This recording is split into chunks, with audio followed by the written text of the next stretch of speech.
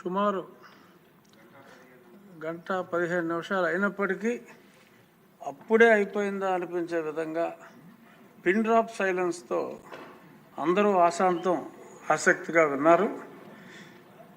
మీ presentation విన్న తర్వాత డెఫినెట్గా ఎంతోమంది తల్లిదండ్రులు కూడా చూసుంటారు. ఖచ్చితంగా స్కూల్ జాయినింగ్ పర్సంటేజ్ రేపు జూన్ జూలైలో పెరుగుతుందనే విశ్వాసం వచ్చింది. మీ కొత్త యూనిఫామ్స్ కానీ, మీ తీసుకొచ్చే మార్పులు కానీ తల్లిదండ్రుల్లో చాలా మార్పు తీసుకొస్తుంది అంటంలో ఎటువంటి సందేహం లేదు.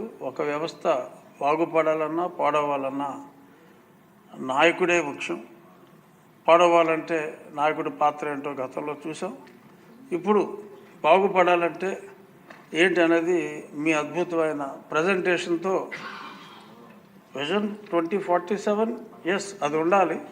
బట్ నెక్స్ట్ 5 ఇయర్స్కి పాఠశాల విద్యలో, ఐటీలో అంటే చాలా ప్రాక్టికల్గా మామూలుగా 2500ని 5 ఏళ్ళలో 25,000 చేద్దామన్నారు. అది అద్భుతం. 2,50,000 అనకుండా అలా ప్రాక్టికల్గా మీరు ప్రజెంట్ చేసిన విధానం మామూలుగా నేను కామెంట్లు చేయడం తప్పితే కాంప్లిమెంట్లు ఎప్పుడో కానీ ఇవ్వను. కానీ నాకు ఇవాళ అందరి మనసు, ప్రజల మనసులు కూడా మీరు దోచుకున్నారంటంలో ఎటువంటి సందేహం లేదు.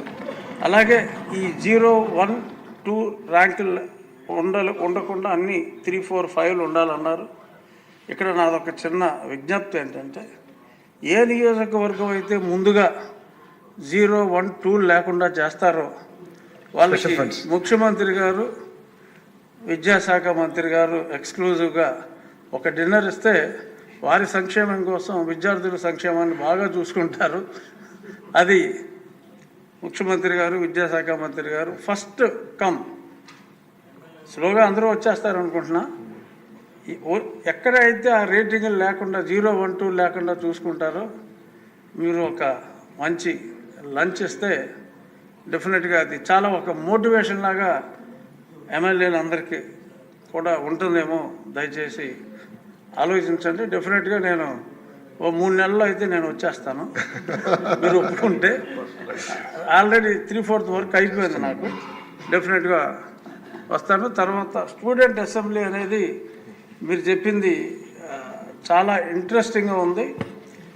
స్టూడెంట్ అసెంబ్లీ ఉన్నప్పుడు ఇంట్రెస్ట్ ఉన్న అంటే నేను అఫ్కోర్స్ మా సెక్రటరీ జనరల్ గారు మీరు అన్నట్టు మొండి మనిషే.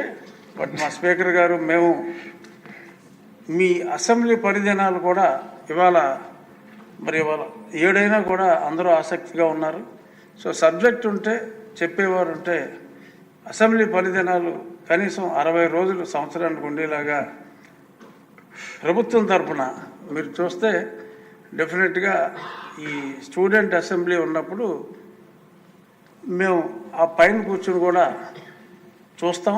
డెఫినెట్గా ఇవాళ విద్యార్థుల దగ్గర నుంచి కూడా మేము నేర్చుకోవాల్సింది చాలా ఉందండి. మీకు ఎంతో ఆసక్తి ఉంది. ఆ ఆసక్తికి తగిన శక్తి ప్రసాదించాలని భగవంతుని కోరుకుంటున్నాం. Thank you.